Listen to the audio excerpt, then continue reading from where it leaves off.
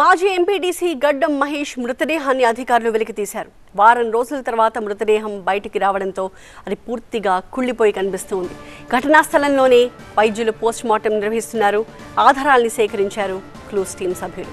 మాజీ ఎంపీటీసీ గడ్డం మహేష్ మృతదేహాన్ని అధికారులు వెలికితీసిన దృశ్యాన్ని మనం చూస్తూ ఉన్నాము. అయితే వారం తర్వాత ఆయన మృతదేహాన్ని బయటికి తీయడంతో డెడ్ బాడీ పూర్తిగా కుళ్ళిపోయిన స్టేజ్లో కనిపిస్తూ ఉంది. దీంతో వైద్యులు అక్కడే స్పాట్లోనే ఘటనా స్థలంలోనే పోస్ట్మార్టం నిర్వహించాల్సి వచ్చింది. అలాగే ఇంకొక వైపు క్లూస్ టీం ఆధారాలు కూడా సేకరించింది.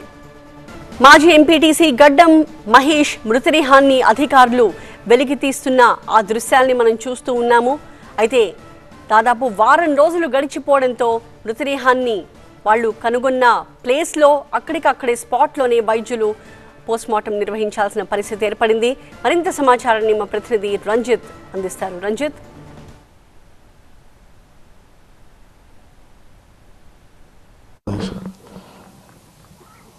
గడ్డం మహేష్ దారుణ హత్యకు కేవలం ఆర్థికపరమైనటువంటి లావాదేవీల కారణంగానే ఈ దారుణ హత్య జరిగినట్టు మాత్రం పోలీసులు దర్యాప్తులో తేల్చారు. ప్రస్తుతం పోలీసులు ఏదైతే ఘటన జరిగినటువంటి కొండాపూర్ డంపింగ్ యార్డ్ వద్ద కూడా ఆ మృతదేహాన్ని బయటికి తీసిన తర్వాత ప్రస్తుతం పోస్ట్మార్టం నిర్వహించిన తర్వాత కుటుంబ సభ్యులకు అప్పజెప్పనున్నారు.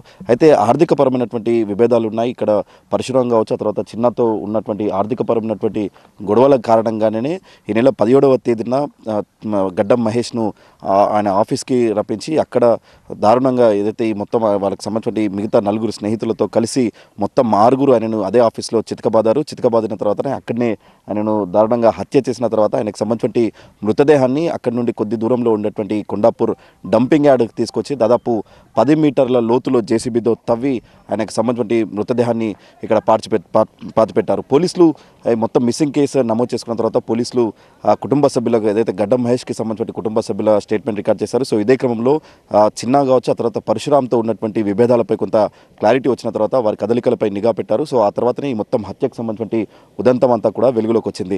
17వ తేదీ హత్య జరిగితే ఆ తర్వాత రెండో రోజే ఆయనకు సంబంధించిన కార్ని గట్కేసర్ పరిసర ప్రాంతాల్లోనే కార్కి సంబంధించిన ఆచూకీని ట్రేస్ అవుట్ చేశారు. ఆ తర్వాత మొత్తం ఈ పరశురాం కావచ్చు, ఆ తర్వాత చిన్నాకు సంబంధించిన కోణంలో పోలీసులు విచారణ జరిపితే ఈ మొత్తం హత్య ఉదంతం అంతా కూడా వెలుగులోకి వచ్చింది. మొత్తం 4 స్నేహితులతో కలిసి 6 మంది ఆయనను ఆఫీస్కి పిలిపించుకొని అత్యంత దారుణంగా ఆయనను హతమార్చారు. కేవలం గడ్డం మహేష్ గతంలో ఏదైతే 3 ప్లాట్లకు సంబంధించిన వాటి విషయంలో కొంత ఆర్థికపరమైనటువంటి విభేదాలు ఉన్నాయి. ఈ విభేదాల కారణంగానే తరచూ ఇద్దరి మధ్యలో గొడవ జరుగుతుంది. సో ఈ గొడవ జరుగుతున్నటువంటి క్రమంలోనే మహేష్ను ఏదైతే దారుణ హత్యకు చేసినట్టు మాత్రం పోలీసులు దర్యాప్తులో తేల్చారు. ఇంకా పూర్తిస్థాయి దర్యాప్తు చేసిన తర్వాత ఇంకా ఈ హత్యకు సంబంధించిన వాటి విషయంలో ఇంకా ఇతర కోణాలు ఏమైనా ఉన్నాయన్నటువంటి అంశం కూడా తదుపరి దర్యాప్తులో వెలుగులోకి వస్తుందన్నటువంటి విషయాన్ని మాత్రం గట్కేసర్ పోలీసులు చెప్తున్నారు.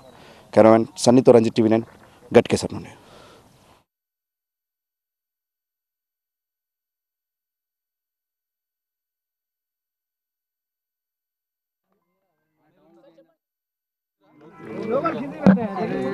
మనకు ఎక్స్ ఎంపీటీసీ మన గట్కేసర్ మల్లేశంది కేసు ఒకటి ఉన్నది, మిస్సింగ్ కేసు. మనకు మిస్సింగ్ కేసు రిజిస్టర్ అయింది. అయితే తర్వాత నిన్న మనం ఆ కేసు ఇన్వెస్టిగేషన్లో మనకు అతన్ని మన ఈ ప్లాట్ లావాదేవీల్లో వాళ్ళ సేమ్ కమ్యూనిటీ వాళ్ళతోని ఇష్యూస్ ఉన్నాయి వాళ్ళకు. అందులో అతన్ని మాట్లాడదామని పిలిపించేసి 15th రోజు అతని ఆఫీస్లో కర్రలతో కొట్టేసేసి చనిపోయిన తర్వాత అతన్ని ఇక్కడ కొండాపూర్ అవుట్స్కట్స్లో ఉన్న డంప్ యార్డ్ దగ్గరికి తీసుకొచ్చేసేసి నైట్ ఇక్కడ పూడ్చిపెట్టారు. అది మన కేసు ఇన్వెస్టిగేషన్లో బయటపడితే నిన్న అక్యూజ్డ్లందరినీ మనము కస్టడీ తీసుకొని ఆ సీన్ ఆఫ్ అఫెన్స్ ఐడెంటిఫై చేసుకున్నాము. ఈరోజు ఉదయం మనము గట్కేసర్ MRO గారి ఆధ్వర్యంలో మనము డెడ్ బాడీని